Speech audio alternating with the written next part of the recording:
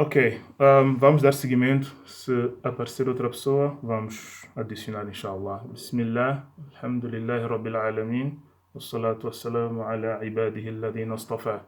Allahumma salli ala Sayyidina Muhammad wa ala alihi wa sahabatihi ajma'in.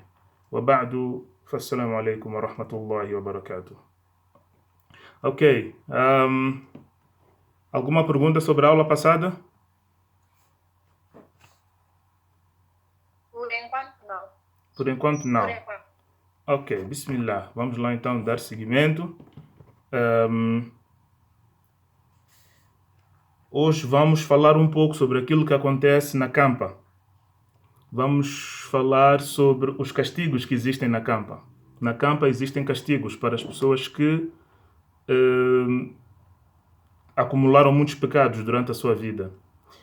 E existem prazeres e momentos de muita felicidade para aqueles que praticaram boas ações durante a sua vida. Então nós vamos olhar um pouco para isso hoje, tá bem? Ok? Na semana passada nós vimos essencialmente o que acontece no ato da morte, não foi? Vimos que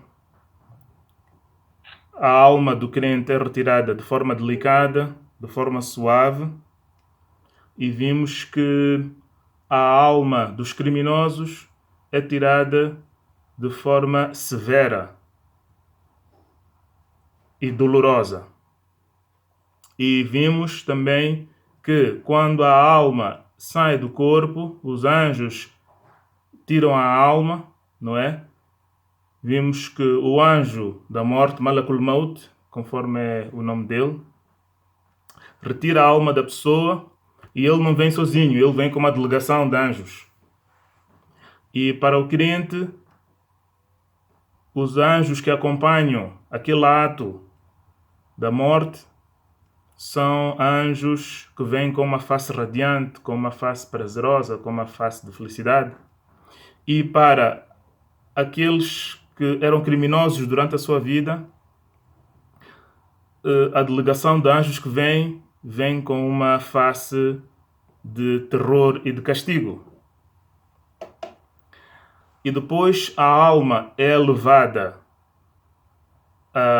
aos céus e a alma do crente é permitida a entrada dos céus. As portas do céu são abertas para ele até o sétimo céu.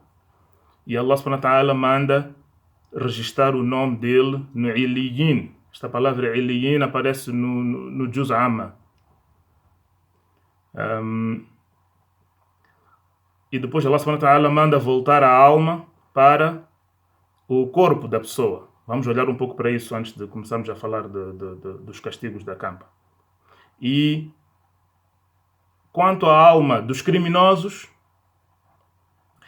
as portas do céu não lhe são abertas e o nome dele é registrado no Sijin e Allah subhanahu wa ta'ala manda lançar a alma dele de volta para o corpo onde ele estava.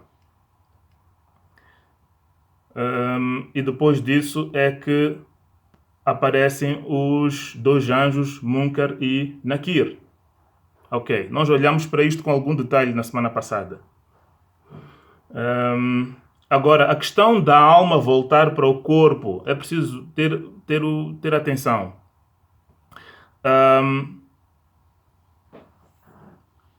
A alma volta para o lugar onde o corpo está.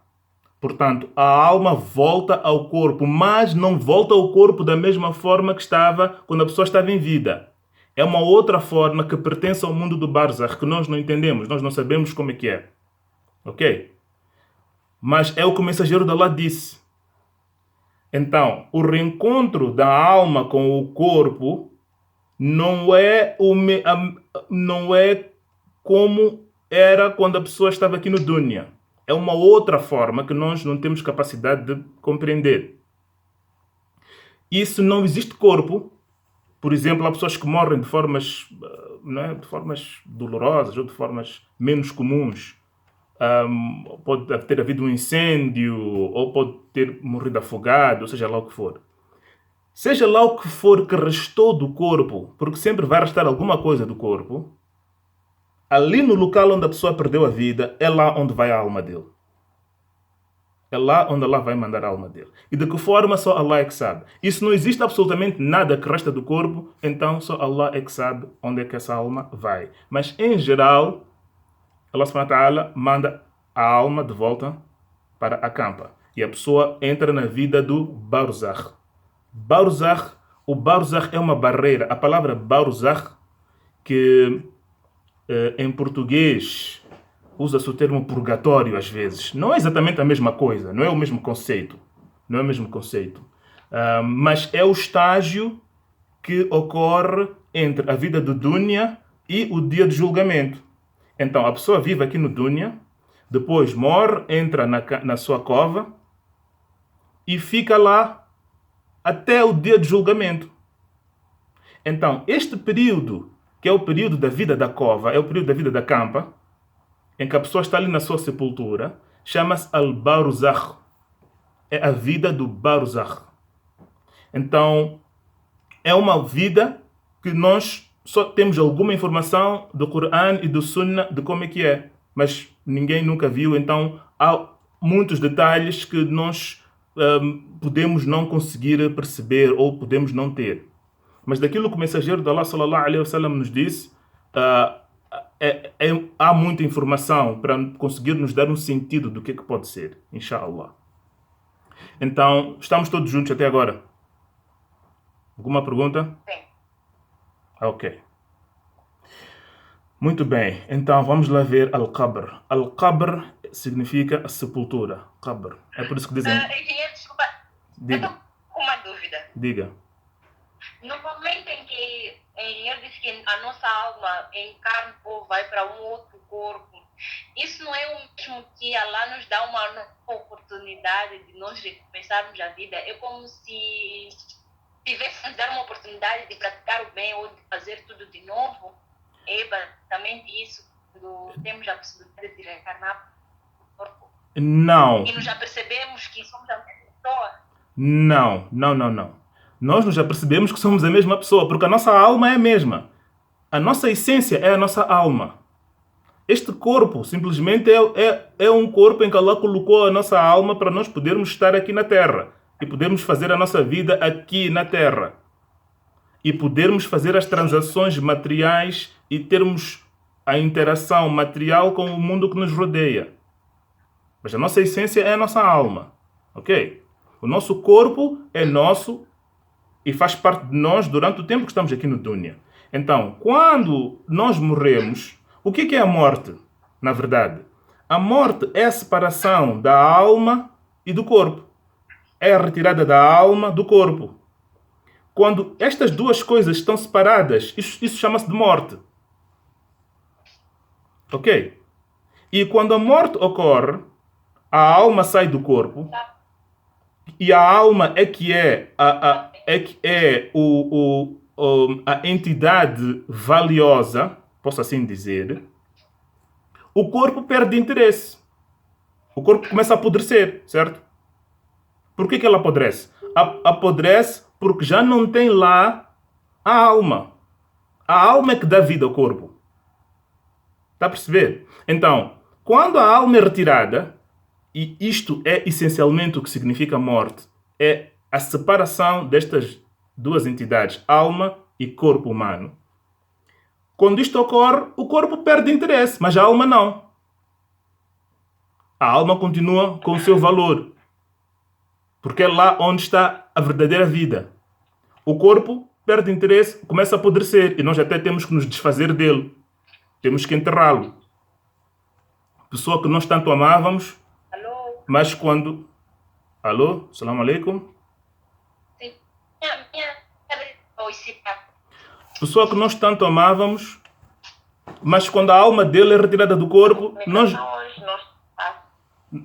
já não queremos ver o corpo dele ali. Não consigo ouvir. Não consegue ouvir. Subhanallah. La ilaha illallah. La ilaha illallah. Vamos continuar. Ou se quiserem podem ir ao live. Talvez podem acompanhar no live no Facebook. Não sei se... Vão conseguir acompanhar melhor. É melhor Ok? aqui. Ok, vamos continuar então. Inshallah, a ligação vai melhorar, inshallah. Ok. Então, não sei se perceberam o que eu disse sobre o que é que significa morte. Então, a sua pergunta, que quando Allah subhanahu wa ta'ala devolve a alma, quando Allah devolve a alma, já não é vida de dunya. Depois da alma fazer esta viagem para os céus e voltar, e Allah mandar a alma voltar, já não é para voltar para o dunya. É uma outra vida no barzakh. A pessoa já não tem oportunidade de fazer nada no dunya. Allah disse no Suratul Mu'minun: وَمِنْ وَرَائِهِمْ بَرْزَخٌ إِلَى يَوْمِ يُبْعَثُونَ. Aquilo é como vocês imaginem uma pessoa que está numa viagem. Ok? Para vos explicar um pouco como é que é o barzakh. Uma pessoa está numa viagem. Há alguém que está no barulho aí. Uma pessoa que está numa viagem.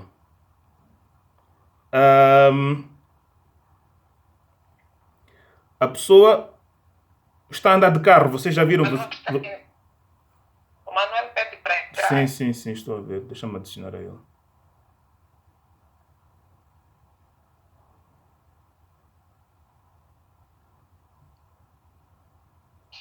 Senão também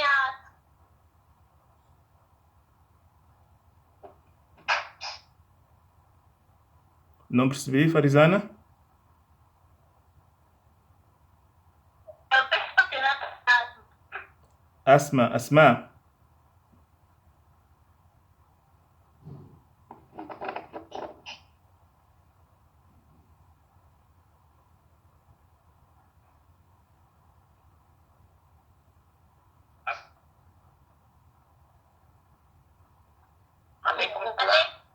Salam.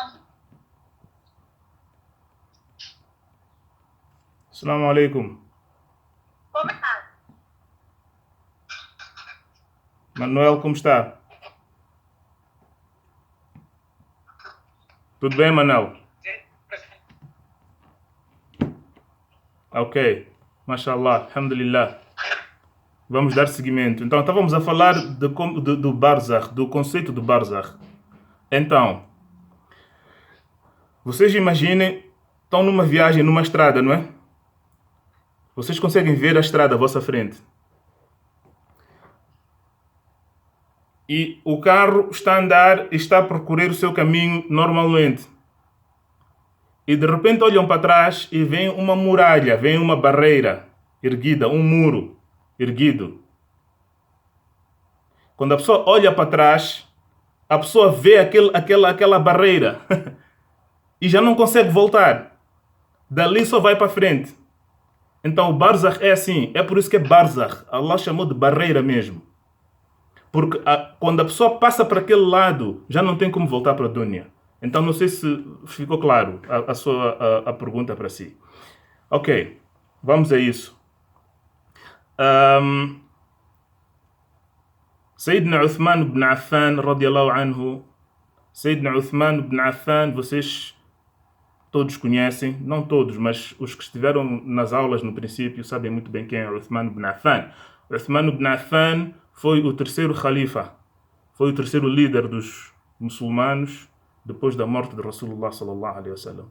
Quando Rasulullah sallallahu alaihi wasallam morreu, o nosso líder passou a ser Abu Bakr Siddiq. Depois de Abu Bakr Siddiq foi Umar ibn al-Khattab. Depois do Umar ibn al-Khattab foi este senhor Uthman ibn Affan. Pessoa muito importante para nós. Ele, quando ia aos janazas, ele sempre chorava muito. Ele chorava muito nos janazas.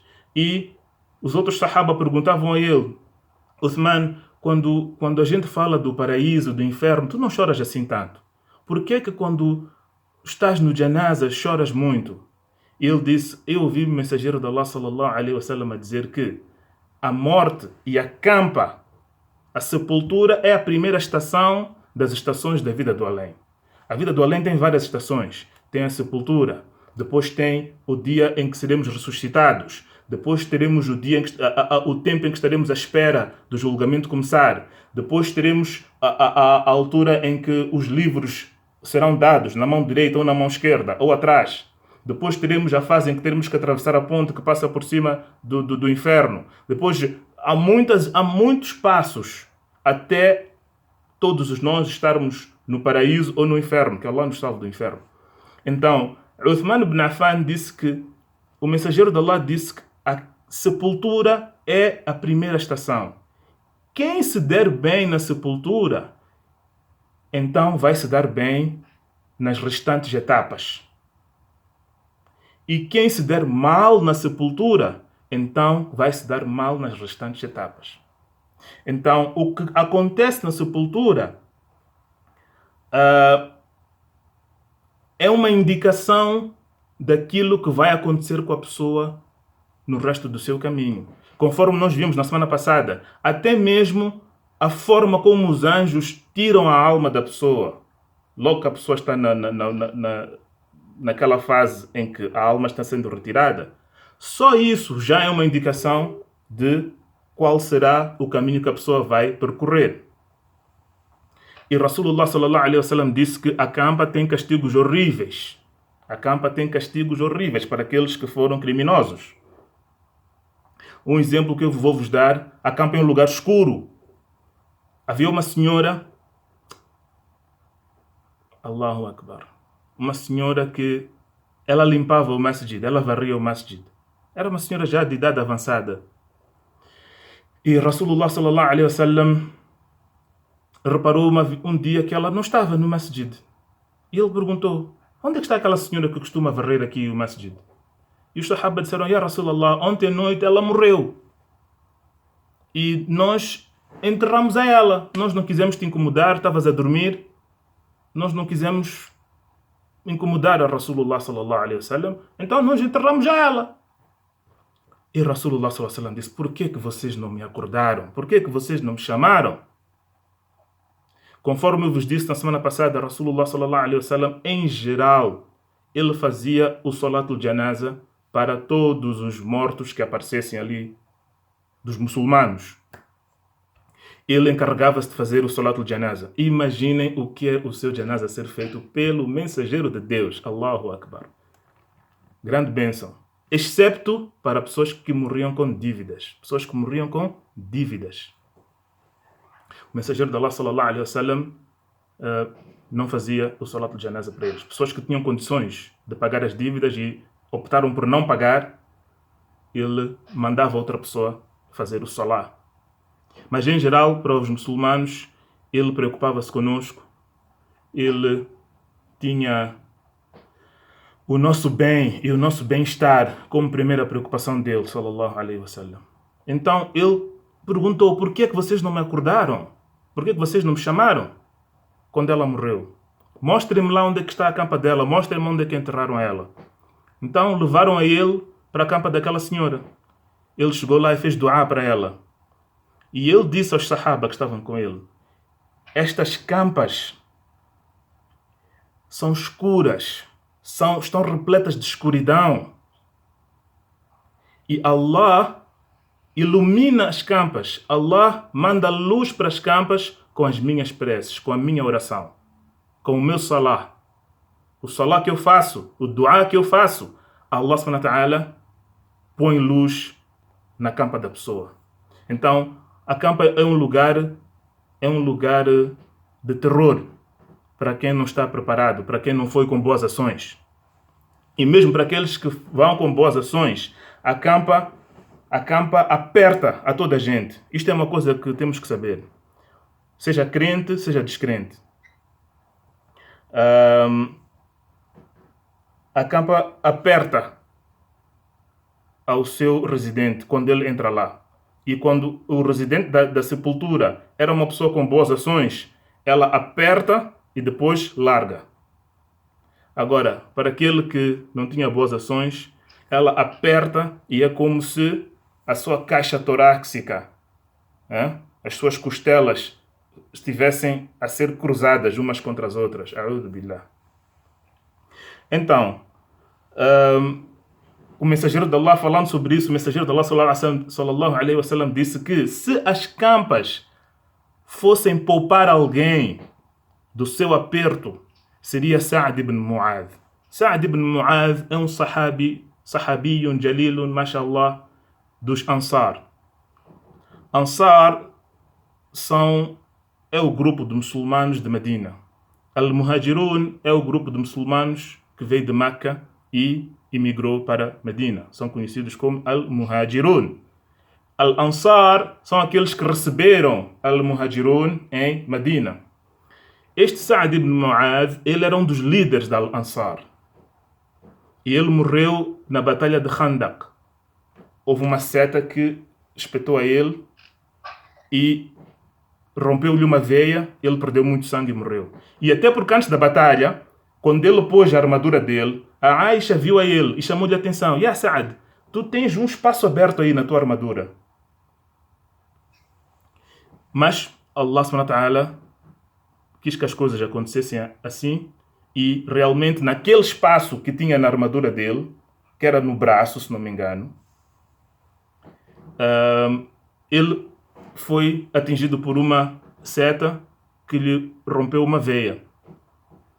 E ele perdeu muito sangue e morreu.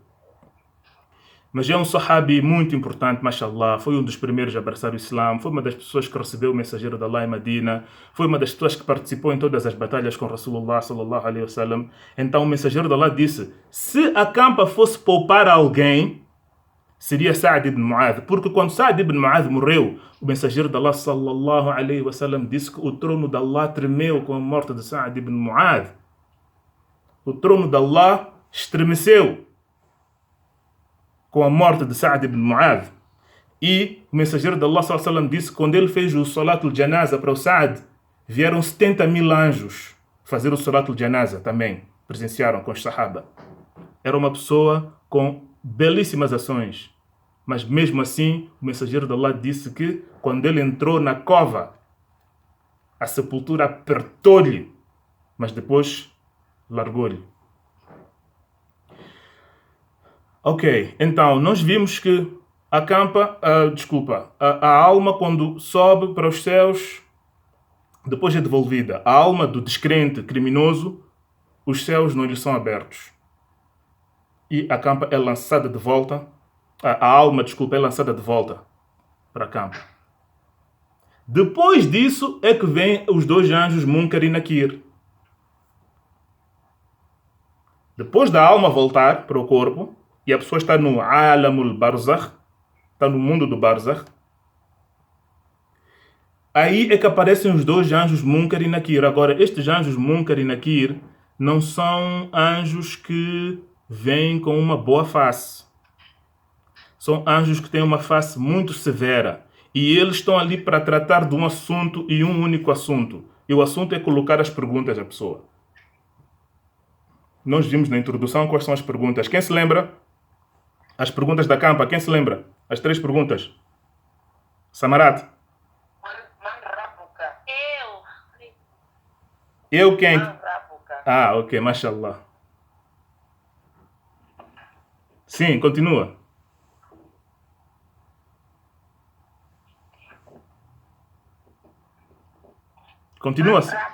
Continua, Samarat. A seguir, essa é a primeira. A seguir.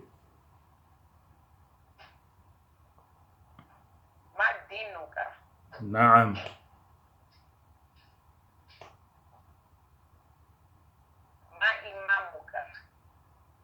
Man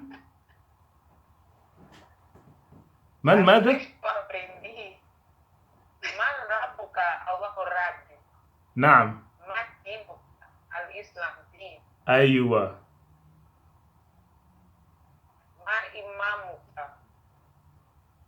Ok. Lá. Não. Ok, o significado do que tu disseste primeiro está certo, mas não há nenhum riwaya que eu conheço que vem com Ma Imamuk. Não. Há 2 riwayas. Ok, Farizana, experimenta lá tu as 3 perguntas, inshallah. Eu só vou falar em português. Força. Força. Esse giro.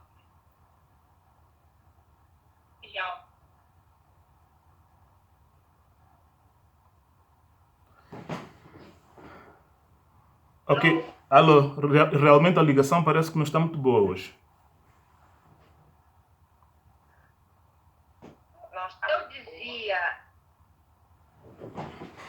eu perguntar qual é a sua religião, quem é seu Deus e quem é o mensageiro. Ok, as perguntas estão certas, mas a ordem não é essa. A ordem é aquela que a Samarat deu. A sequência. A sequência é a mesma que a Samarat deu. Tu disseste tudo certo, mas não seguiste a sequência certa. A primeira é Mar Rabbuk. Quem é o teu Senhor? Essa é a primeira pergunta que eles vão colocar. E atenção, estes anjos não são amigáveis, não são afáveis. Eles vêm com uma face muito severa. E eles querem as respostas imediatamente. Eles estão ali para tratar de um assunto muito rapidamente, crente ou descrente. Ao crente, quando responde às perguntas, eles deixam-lhe em paz e vão embora. E vamos ver o que acontece a seguir, depois deles saírem. Então, Mar Rabbuk, Rabbi Allah. O crente vai dizer, Rabbi Allah.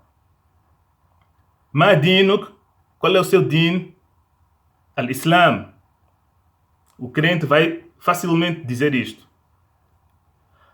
ماذا تقول في هذا الرجل الذي بعث فيكم? Isto é uma narração, vem assim. O que é que tens a dizer sobre este homem que vos foi enviado? E vão apresentar uma imagem do mensageiro de Allah sallallahu alaihi wasallam. Este é um riwaya. A pessoa vai dizer, este é o mensageiro de Allah. E no outro riwaya vem, Man nabiyuk.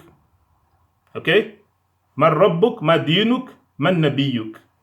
Ou من ربك ما دينك ماذا تقول في هذا الرجل الذي بعث فيكم. Ok? Então, estas são as três perguntas. Quem é o seu Senhor? Qual é o seu din? E quem é o seu Nabi? Quem é o seu profeta? Ok?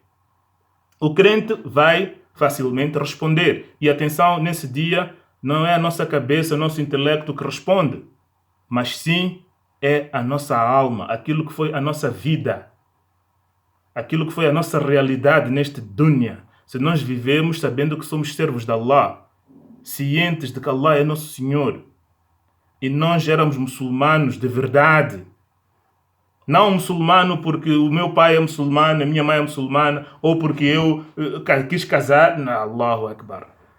Não, aquele que tem em mente que ele é muçulmano e que Allah é a autoridade suprema na vida dele.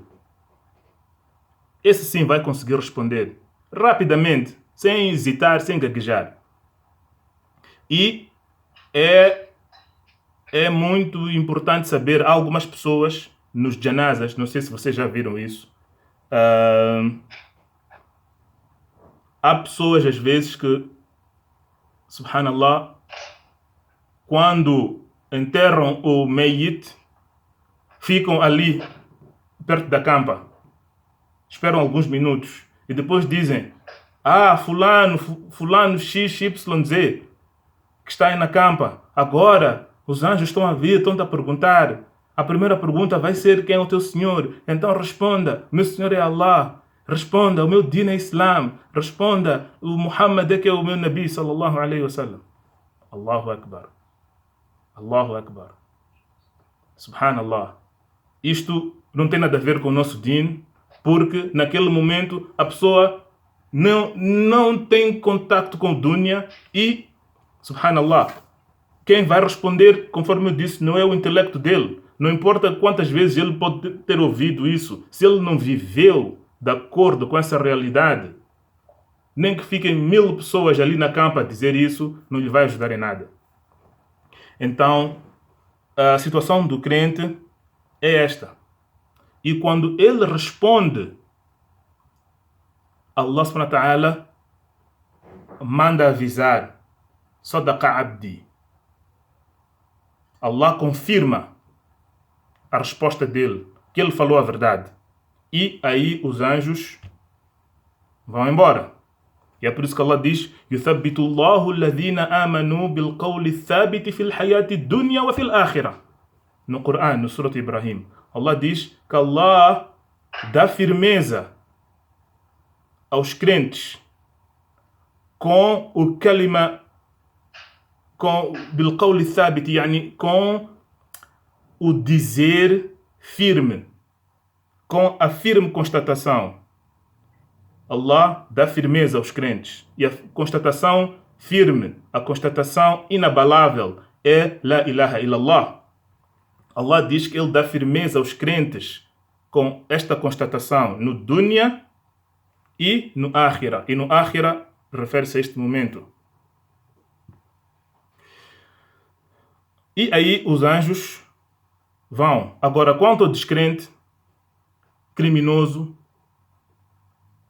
a'udhu billah, Allah subhanahu wa ta'ala que nos proteja de uma vida de crime. Ele não vai saber responder.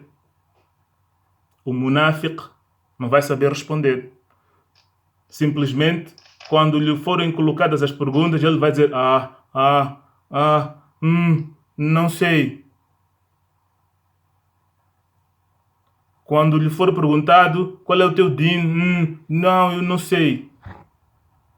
Quando lhe for perguntado quem é o teu nabi, ele só vai dizer, eu só ouvi as pessoas a falarem, mas eu não sei de nada. Os ulama explicam, só ouvi as pessoas a falar, e quer dizer o quê? Ouvia por aí sobre que existem muçulmanos, mas ele nunca se interessou em saber quem é Allah. E seja lá qual for o din que ele estava a seguir, ele nunca procurou as provas daquele din. Porque qualquer outro din para além do Islã não tem provas. É apenas uma tradição que as pessoas estão a seguir.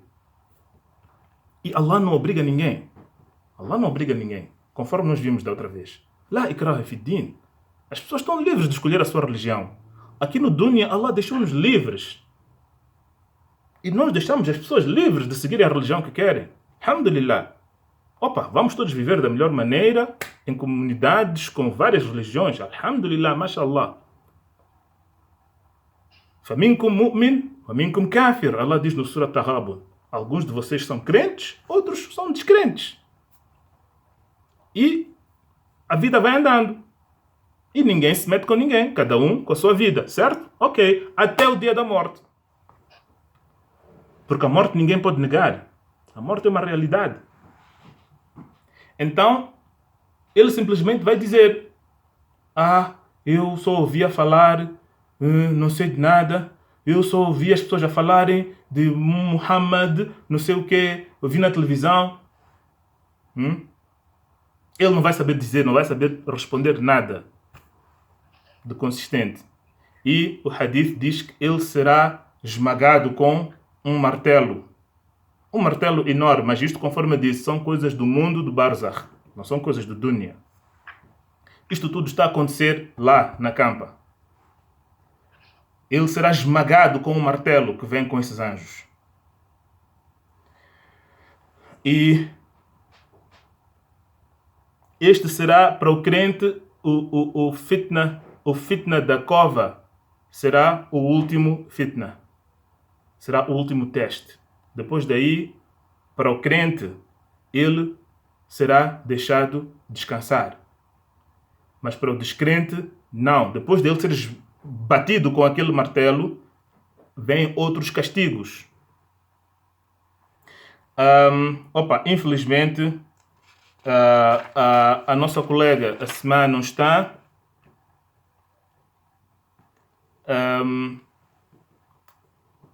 Porque o hadith que vou narrar agora é exatamente da Asma. Asma bintu Abi Bakr. Asma bintu Abi Bakr era irmã da nossa mãe Aisha. E ela diz que ela uma vez estava no masjid. E o mensageiro de Allah sallallahu alaihi wasallam estava a dirigir-se às pessoas, estava a dar um khutbah. E em que ele começou a falar dos castigos da campa. فضج الناس. Ela diz que ضج الناس, isto quer dizer o quê? O masjid entrou em erupção. Barulho, as pessoas começaram a chorar, ficaram de tal forma comovidas com aquilo que estavam a ouvir, que o masjid ficou preenchido de barulho, de choros das pessoas. E ela diz, as pessoas estavam a chorar tanto que eu já nem conseguia ouvir o que o mensageiro de Allah estava a dizer. Quando ele começou a descrever os castigos que os criminosos vão encontrar na campa. Então ela diz, depois de se acalmarem as pessoas e o barulho acalmar dentro do masjid, eu perguntei a um senhor que estava perto de mim, eu disse, o que é que o mensageiro de Allah disse? Eu não vi, eu não consegui ouvir as últimas coisas que ele disse. E aquela pessoa informou a ela que o Nabi sallallahu alaihi wasallam disse que vocês serão examinados na vossa sepultura. Vocês serão examinados na vossa sepultura. Com um teste, com uma examinação muito parecida com o fitna do Dajjal. O fitna do Dajjal é o maior fitna que Allah vai colocar aqui no mundo. Que Allah nos proteja. Então, aquelas pessoas que morrem antes do aparecimento do Dajjal serão dadas um fitna dentro da campa que estará quase ao mesmo grau do fitna do Dajjal. E mesmo antes da pessoa entrar na campa, há uma narração muito importante que eu esqueci-me de vos falar na semana passada. Quando estávamos a falar de Sakaratul Maut, da agonia da morte, a dor da morte, há uma narração de Imam Ahmad ibn Hanbal, um grande imam, já falamos sobre ele várias vezes. Eu tenho uma grande admiração por ele. Ele, quando estava no leito da morte dele, ele perdia sentidos e depois acordava. Não é? Quando a pessoa já está naquela fase, perto da alma dele ser retirada. É como quando a pessoa está a apanhar sono, né? A pessoa, quando entra na cama, antes de dormir, começa a apanhar sono, mas é como está quase a apanhar sono, mas consegue ouvir o que se passa. Depois vem um sono leve, depois volta um pouco, acorda, até que por fim ele acaba apanhando sono. Então, Imam Ahmad estava na mesma situação, mas em relação à morte. Nós sabemos que o sono é irmão da morte. Ok? Sabemos que o sono é irmão da morte. Inshallah, podemos ter uma sessão separada só para falar disso. وَهُوَ الَّذِي يَتَوَفَّاكُمْ فِي حِينَ مَنَامِكُمْ.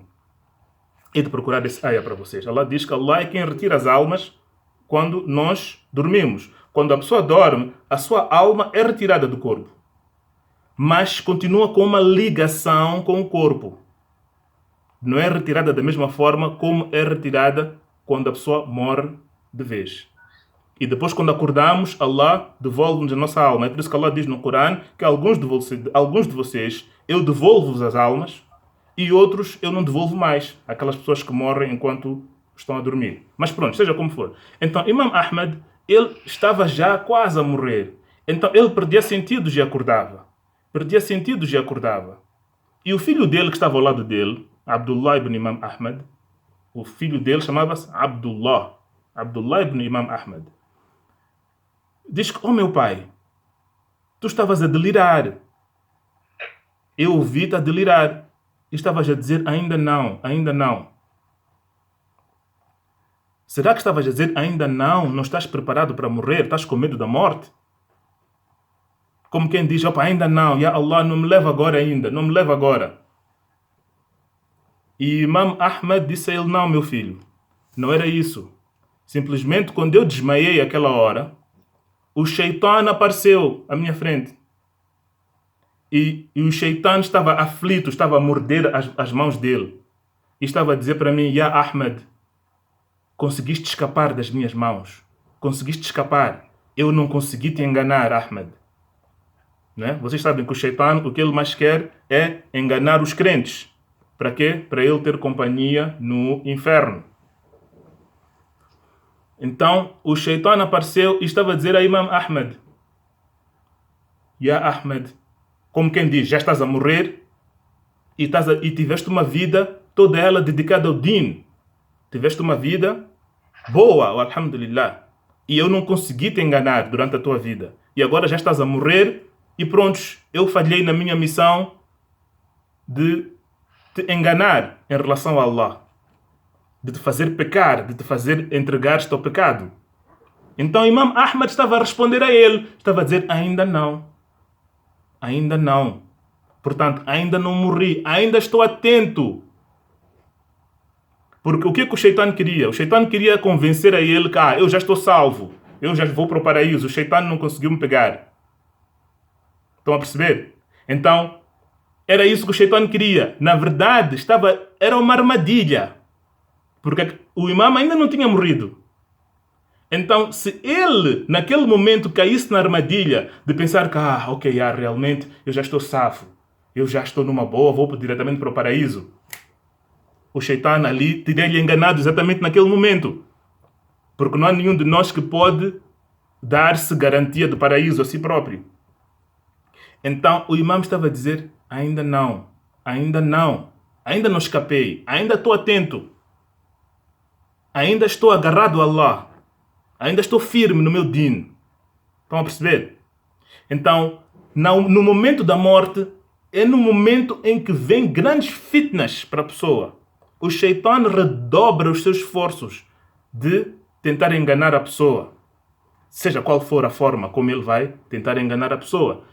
Aqueles que talvez tinham alguma intenção de dizer La ilaha illallah no fim da sua vida, o Shaitã vai lá e redobra os esforços para ele não conseguir dizer La ilaha illallah.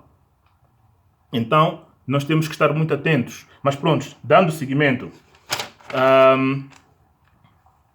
Nabi sallallahu alaihi wasallam disse que este Ummah será testado na sua campa. E se não fosse pelo meu medo de vocês pararem de enterrar os mortos, eu havia de vos dizer o que é que eu sei daquilo que se passa na campa. Mas eu não vos vou... Não, ele disse, eu havia de pedir a Allah para vos fazer ouvir, para vos permitir ouvirem aquilo que se passa na campa. Mas eu não vou pedir a Allah para vos deixar ouvir, porque tenho medo que vocês depois disso até parem de enterrar os mortos, por medo. Então, conforme nós vimos, depois dos dois anjos Munkar e Nakir se retirarem, Allah subhanahu wa ta'ala manda roupas do paraíso para aquela pessoa, manda ornamentar a campa daquela pessoa com ornamentos do paraíso, manda a campa abrir-se, ficar espaçosa para aquela pessoa. Mais uma vez, isto não tem nada a ver com a vida do dunya, não é nada que a gente consiga imaginar, é algo que está-se a passar lá dentro. E Allah subhanahu wa ta'ala manda abrir uma porta do paraíso para ele. E Allah subhanahu wa ta'ala põe, o hadith diz, uma janela, não é? Uma janela, em que ele vê o seu lugar no paraíso. Ok? Mas há um outro hadith que fala de duas janelas, ou dois ecrãs, podemos assim dizer. Né? Para nós hoje em dia, poderíamos dois ecrãs, em que ele vê o lugar dele no paraíso, num ecrã, e aquilo que seria o lugar dele no inferno, se ele não tivesse praticado as boas ações que praticou. E os anjos informam a ele, aquele lugar no inferno seria teu se tu não tivesse praticado as boas ações que praticaste. Mas, na verdade, o teu lugar será aqui. E mostram-lhe o outro ecrã. E depois aquele outro é retirado e fica só ele a ver o lugar dele no paraíso. E ele diz, Ya Rabbi aqimi sa'a. Oh Allah, apresse o dia do Qiyamah, para eu entrar no meu lugar no paraíso. Quanto ao descrente, o descrente também é apresentado com estas duas janelas ou dois ecrãs, em que ele vê aquilo que seria o lugar dele no paraíso se ele fosse crente, se ele não fosse criminoso, e aquilo que vai ser o verdadeiro lugar dele no inferno. E os anjos dizem a ele, olha, este lugar aqui teria sido o teu lugar no paraíso, se tu fosses crente. Mas o teu verdadeiro lugar será aqui no inferno. E ele fica a ver aquilo, aquela imagem, durante o tempo todo que está na cova. E depois disso, aparece uma pessoa na campa. Para o crente, ele vai ver uma pessoa muito agradável, com uma face muito radiante, muito iluminada, que aparece e vai ter com ele. E ele pergunta, quem és tu? E aquela pessoa responde, eu sou as tuas boas ações. Eu sou as tuas boas ações. Estou aqui para ficar contigo para te fazer companhia até ao Qiyama. Não estarás sozinho. Quanto ao descrente criminoso, aparece uma pessoa com uma face terrível, horrível, com um mau cheiro, vestida com roupas do inferno. E ele pergunta: Weihak, man ant? Mas quem é você? O que você quer aqui? Ele diz: eu sou as tuas ações. E eu vou estar aqui contigo até o dia de julgamento. Que Allah nos proteja disso. Agora, será que é possível um crente também ser castigado na cova? É sim possível. Para aqueles que eram crentes, mas que viveram uma vida criminosa, apesar deles terem crença no coração, eles entregaram-se ao pecado de braços abertos. Todos nós pecamos, que Allah nos proteja. Mas nós sempre vamos tentando nos defender do pecado. Só que há algum que vai entrando, né? Vai entrando, a gente esquiva. Mas há algum que vai nos atingindo. E a gente faz toba, a gente tira. A gente faz toba, a gente tira. Mas há pessoas que, apesar de serem crentes, eles entregaram-se ao Shaitan assim, de braços abertos. Mergulharam no pecado. Essas pessoas, sim, serão castigadas, de acordo com o que Imam Al-Qurtubi disse. Este livro aqui, inshallah, vocês vão ver depois. At-Tadhkira. At-Tadhkira é um livro de Imam Al-Qurtubi, onde ele traz narrações, hadiths, sobre o que acontece na campa e o que vai acontecer na ressurreição e no julgamento. E, na verdade, este é o manual principal que nós estamos a seguir para esta série sobre Al-Akhirah. Ok? At-Tadhkira. Também estamos a seguir Al-Bidaya wa Nihaya, de Imam Ibn Kathir, e alguns outros manuais, algum outro material que eu estou a consultar. Mas este, At-Tadhkira, de Imam Al-Qurtubi, é o manual principal que eu estou a utilizar. Ok? Imam Al-Qurtubi é um grande imam, mashallah. Ele é conhecido pela obra dele de tafsir. Ele tem um tafsir Al-Qurtubi, muito conhecido, mashallah. Eu nunca li o tafsir dele, já vi a obra, mas nunca li. A obra dele que eu conheço é esta, a Tadhkira. Ele era espanhol, ele viveu 680, acho eu, 680 Hijri.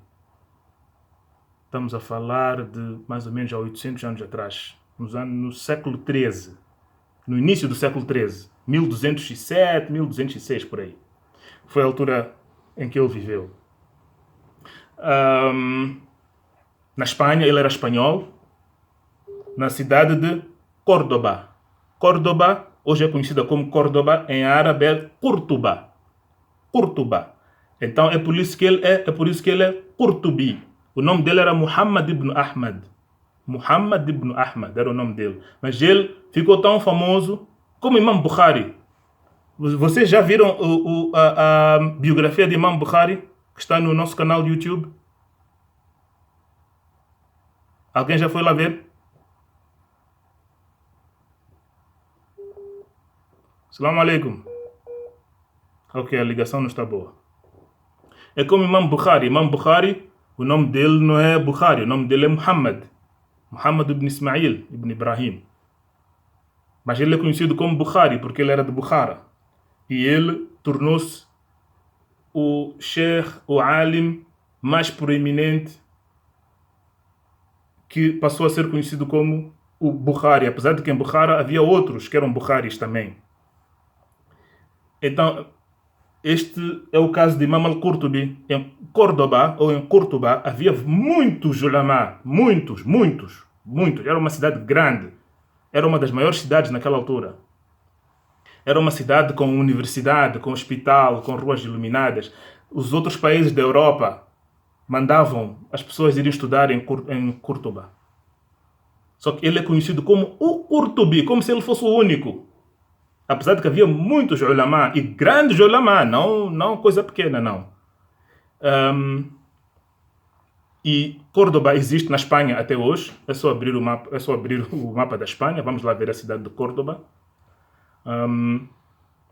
Só que depois ele, na idade adulta, quando tinha para aí uns 35 ou 36 anos, emigrou para o Egito e morreu no Egito. Mas ele é espanhol. Então, ele diz que sim, aqui nesta obra, ele diz que sim, os muçulmanos que viveram uma vida de crime, uma vida pecaminosa, também vão receber castigos na campa. Que Allah nos proteja. Agora, quais são as principais coisas que levam a pessoa a ser castigada dentro da campa? Quer dizer, o pecado em geral faz com que a pessoa seja castigada na campa. Mas há alguns pecados específicos que o mensageiro de Allah sallallahu disse-nos, particularmente. Um deles é roubar. E roubar de todas as formas. A corrupção. Você levar dinheiro ou levar bens que não eram para si, eram para outras pessoas, e você sacar aqueles bens. Numa determinada batalha, já nos últimos anos da vida do mensageiro de Allah sallallahu alaihi wasallam, não me lembro qual é a batalha agora, um dos soldados, e ele era um soldado que era, digamos, empregado, era ajudante do mensageiro de Allah, estava a colocar bagagem, né, num animal. Estava a arrumar as malas, posso assim dizer. E foi atingido por uma seta do inimigo. E essa seta do inimigo matou-lhe, ele morreu. Então, os sahaba disseram, mashallah, shahid, shahid, shahid. Morreu shahid, é um mártir, mashallah. É um mártir. E o mensageiro de Allah sallallahu alaihi wasallam disse, kalla, não. Ele não é mártir. A manta que ele roubou no dia de Khaybar vai-lhe ser trazida na sepultura como uma manta de fogo que vai lhe embrulhar dentro da sepultura. No dia de Khaybar foi uma batalha num lugar chamado Khaybar, numa localidade chamada Khaybar. E os espólios de guerra, quando foram reunidos, este senhor roubou uma manta. Levou uma manta sem permissão, sem dizer a ninguém. E o assunto ficou assim. Ninguém nunca mais tocou naquilo. Meses mais tarde, muitos meses mais tarde, ele morre. A pensar que aquela manta ninguém soube de que ele roubou. Está a ver o ladrão pensa que é esperto. Ele, quando consegue roubar uma coisa e não é apanhado, não é descoberto, ele pensa que eu estou nice. Eu já me safei. Não. Quando ele morre, o mensageiro de Allah diz, não, aquela manta que ele roubou, as pessoas não sabiam que ele tinha roubado, mas o mensageiro de Allah foi informado por Allah. O mensageiro de Allah recebia a informação que nós não recebemos. É por isso que ele é profeta. O mensageiro de Allah diz, não, aquela manta, aquele cobertor que ele roubou no dia de Khaybar, Allah transformou aquilo num cobertor de fogo que está-lhe a embrulhar dentro da sepultura dele.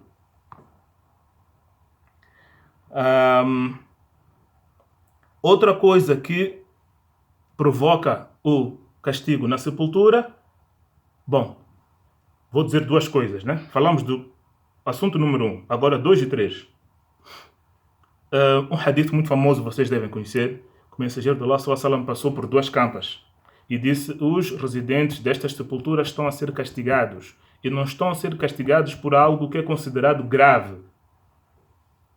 Estão a ser castigados por algo que aqui no Dunya era considerado uma coisa não muito grave. O que era? Disse, um deles era fofoqueiro. Vocês já imaginaram o que é um homem fofoqueiro? A'udhu billah. Era uma pessoa que gostava de fazer intriga. Gostava de fazer e transmitir intriga entre as pessoas. Levar informação falsa, distorcer informação, ir contar a este, depois dizer, não, aquele estava a falar mal de ti, depois não sei o quê, trazer problemas entre famílias, trazer problemas entre casais, trazer problemas entre as pessoas. Escândalo, falar dos assuntos privados das pessoas, coisas que não têm nada a ver com ele, que não são da vida dele, ele anda aí a publicar.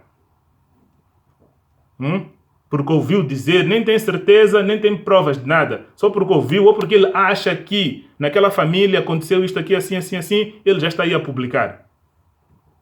Então, o mensageiro de Allah disse que esta pessoa será castigada na cova. Não só disse que será castigada, deu-nos um exemplo real de uma campo em que ele passou e ele disse às pessoas que estavam com ele, disse aos sahaba que estavam com ele naquele momento, os residentes destas sepulturas estão a ser castigados. Neste momento que estamos a passar aqui, eles estão no castigo. Esse foi o primeiro. E o outro que estava ao lado disse que este está sendo castigado por falta de higiene. Por falta de higiene. Ele, quando vai à casa de banho, não sabe se lavar devidamente. Ele não observa as regras higiênicas do Islã. E, infelizmente, há algumas pessoas assim, que pensam que aquilo não é nada. A pessoa lavar-se devidamente. Aquilo que aprendemos na madraça, não é? Pensam que aquilo, coisas da madraça não têm interesse. E ele não observa aquilo. Isso é motivo de ser castigado na sepultura. E há um hadith muito longo em que o mensageiro de Allah sallallahu alaihi wasallam fala também de alguns castigos que as pessoas vão ter na sepultura. Vou narrar muito rapidamente porque o tempo já é pouco. Já estamos quase com o nosso tempo esgotado. Ainda temos muita matéria para ver.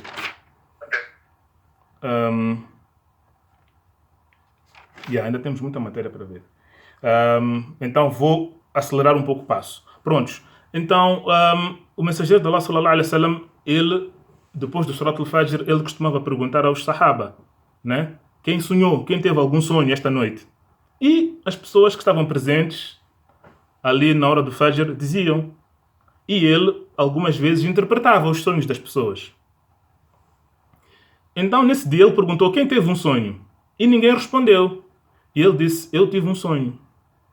Vieram 2 homens ter comigo e pegaram na minha mão e levaram-me com eles. Agora, nós sabemos que os sonhos dos profetas são reais, são verídicos. Todos os sonhos são reais. Ok? Vamos falar sobre sonhos, talvez numa outra sessão, mas há muito a dizer sobre sonhos. Os sonhos são reais. Ok? Agora, que tipo, quando eu digo que são reais, o que eu quero dizer com isso, vamos ver numa outra sessão. Não vamos entrar no assunto dos sonhos agora. Então, ele diz que estes 2 homens pegaram nele e foram com ele. E passaram por um sítio onde viram uma pessoa sentada, um homem estava sentado, e estava alguém a colocar uma pega de ferro a introduzir na boca deste homem com tanta força que aquela pega até saía por detrás no pescoço dele. E o mensageiro de Allah perguntou, o que é isto? E aqueles 2 homens disseram, não, vamos continuar a caminhar. Depois depararam-se com alguém que estava deitado de costas e tinha um homem ao lado dele, em pé, que pegava numa rocha enorme e lançava para baixo para aquele homem que estava deitado de costas e esmagava a cabeça dele. E a pedra, quando rolava, aquele homem ia buscar a pedra de novo, voltava para o pé da pessoa deitada, que estava sendo castigada, e quando ele voltava, a cabeça já estava recomposta. Então ele esmagava de novo. Depois, e o mensageiro de Allah perguntou, o que é isto? E eles disseram, não, vamos continuar. Depois continuaram e passaram por um forno. Naquela altura, os fornos eram feitos no chão, ok? Era um buraco, na verdade, no chão. E o mensageiro de Allah diz que passamos por um forno em forma de cone. um cone assim virado para baixo, em que a maior circunferência do cone está para baixo, né? E a parte com menor circunferência está para cima. Esse era o formato do forno. E acendia-se um fogo lá dentro. E lá dentro tinha homens e mulheres. E cada vez que se acendia um fogo dentro desse forno, eles tentavam escapar, tentavam subir para a superfície. Mas pelo formato do forno, eles sempre acabavam caindo e voltando lá para dentro, para esse fogo. E ele perguntou mais uma vez, o que é isto? E os homens disseram, não, vamos continuar. Depois passaram por um rio de sangue. E estava lá um homem a nadar no sangue. E cada vez que ele tentava sair daquele rio de sangue e ia para a margem do rio, tinha lá alguém que lhe lançava com pedras e metia uma pedra na boca dele e ele voltava para o rio de sangue. E depois disso, continuaram a caminhar e o mensageiro do lado diz que fomos parar num jardim muito bonito, em que havia lá uma árvore grande e um velho encostado no tronco da árvore, sentado. E ao redor dele tinha várias crianças. E um pouco distante dele tinha uma pessoa que estava a acender um fogo e que estava a brincar com fogo nas mãos dele. Então, o mensageiro do lado diz que subiram a árvore, aquela árvore grande. E quando chegaram lá no topo da árvore, viram um quarto, uma sala, um salão, cheio de pessoas, homens, mulheres, crianças, velhos, adultos, tudo. E por cima daquele salão tinha um outro salão, ainda mais bonito, que tinha também algumas pessoas. Então, resumidamente, estou a correr um pouco, não dá para explicar tudo, por causa do tempo. Então, no fim, eles disseram, olha, aquele homem que levou uma pega de ferro que lhe foi introduzida na boca e saiu-lhe pelo pescoço, era uma pessoa que tinha hábito de falar mentira. Era um mentiroso, que falava mentiras que circulavam o mundo todo. Agora, naquela altura, era difícil perceber como é que uma mentira podia circular o mundo todo. Mas hoje em dia nós já sabemos como é que isso é possível. É só entrar no WhatsApp, entrar no Facebook, entrar no Insta, entrar no YouTube, lançar uma mentira se você é uma pessoa com poder e se tens mesmo muito poder e controlas os mídias, esses canais de informação, jornais, revistas, CNN, BBC, esses canais que abrangem o mundo todo e que costumam mentir. Atenção! E que costumam mentir, muitas vezes, são os maiores mentirosos esses. Então, é muito fácil para nós hoje percebermos como é que uma mentira pode ser lançada e circular o mundo todo em pouco tempo. Então, os donos destas empresas, destas agências de noticiário, como eles dizem, aquilo não é notícia muitas vezes, aquilo só podemos aceitar quando falam de desporto, quando falam de meteorologia, quando falam de algum evento cultural. Mas quando falam de coisas importantes, muitas vezes ou estão a mentir ou estão a ocultar. Então, estas pessoas responsáveis por este tipo de mentira serão castigadas na cova. O homem que estava deitado de costas, com a sua cabeça a ser esmagada, era uma pessoa que estudou o Corão, aprendeu o Corão, memorizou o Corão, um alim, mas que depois não viveu a sua vida de acordo com aquilo que ele aprendeu e desleixou-se em relação ao Corão, não fazia revisão. Um hafiz que não faz revisão, desleixa-se, abandona o Corão. O assunto do Corão é muito, muito importante na nossa vida. Nós temos que ler o Corão para extrairmos benefício, para extrairmos orientação para a nossa vida. Nós não lemos o Corão para baraka só. Lemos para baraka, sem dúvida. É uma das componentes principais, mas não é a única. É por isso que recitar o Corão sem saber o que você está a recitar, sem entender o conteúdo do que está lá, não é uma ação... Quer dizer, é muito esforço para pouco benefício. Não digo que não há benefício. Há benefício, sem dúvida. Mas comparado àquilo que seria o benefício Se a pessoa estivesse a recitar o Corão com o entendimento do que está a dizer, não há comparação. E nós hoje em dia temos traduções em português. Temos traduções em português. Só que há pessoas que não se maçam em abrir as traduções. Ele só lê aquilo que ele aprendeu na madraça, lá no Juz Amma, recita aquilo no Ramadã, todos os dias. Mashallah, isso é muito bom. É muito bom. Tem um grande benefício, alhamdulillah. Mas, comparado ao benefício de recitar e depois ir abrir a tradução e ver o que você estava a recitar, ler aquela tradução, comparado a isso, é muito pouco. Ok? As pessoas só abrem o Corão. Vá lá, esses que recitam. Há outros que nem recitam, nem sabem o que é o Corão. Só abrem o Corão quando tem janaza, ou quando tem nikah, ou algo assim. De resto, o Corão só está ali, só a apanhar poeira, mas nada. E vocês sabem que o Nabi sallallahu alaihi wasallam fez dua, e ele queixou-se a Allah subhanahu wa ta'ala sobre esse assunto. Ya Rabbi, inna qawmi ittakhadhu hadha al-Qur'ana mahjura. No Suratul Furqan, exatamente, no Suratul Furqan. O mensageiro de Allah queixou-se. Ya Allah, o meu povo, a minha nação, abandonou o Corão. Então, temos que ter atenção em relação a isso.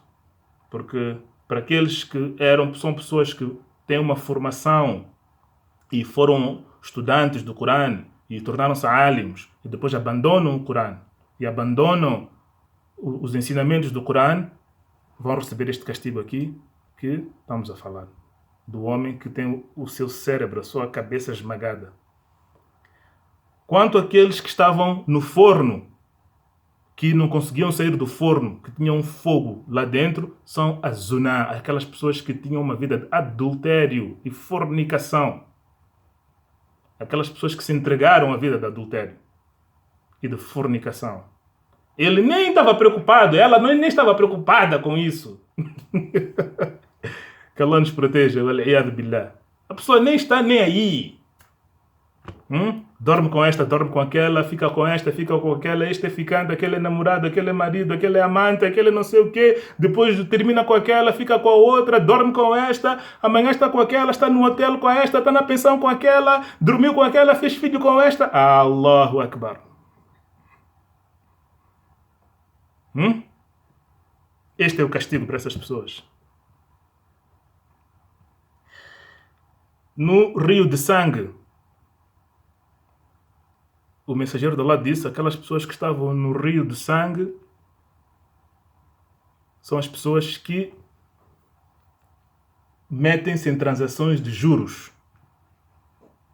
Juros é algo altamente proibido no Islã. Que Allah nos proteja disso. Pessoas que praticam transações de juros. E, inshallah, podemos ter uma sessão ou várias sessões, podemos até fazer uma série sobre esta questão de finanças, etc., no Islã. E o velho que estava encostado na árvore, quando passaram já para o outro lado, né? Quando continuaram e passaram para o jardim bonito,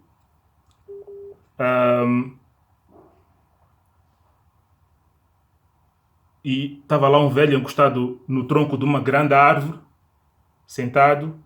Disseram que aquele velho era Sayyidina Ibrahim e que as crianças que estavam ao redor dele são aquelas crianças que morreram na infância. Então Sayyidina Ibrahim é o encarregado das crianças que morrem na infância, que não chegam àquela idade de discernimento, não é? Não chegam à idade do discernimento. Quem cuida delas no Akhira é Sayyidina Ibrahim, neste jardim maravilhoso que o Nabi nos falou.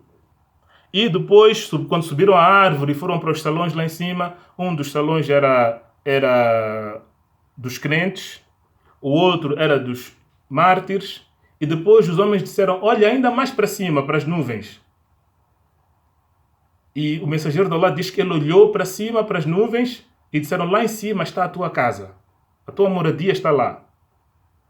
E ele disse, opa, deixem-me lá entrar na minha moradia, deixem-me lá entrar, deixem-me lá ir ver a minha casa. E os anjos disseram, não, ainda não podes entrar, ainda tens mais algum tempo de vida no dunya, e só depois disso é que vais poder entrar. Ok, vamos parar por aqui porque o tempo é curto. Ainda tínhamos mais algumas coisas, mas o tempo já se esgotou. Walhamdulillahi Rabbil Alamin. Alguma pergunta? Não. Ok. Qualquer coisa coloquem no grupo, inshallah. هذا واستغفر الله لي ولكم ولسائر المسلمين فاستغفروه إنه هو الغفور الرحيم. السلام عليكم.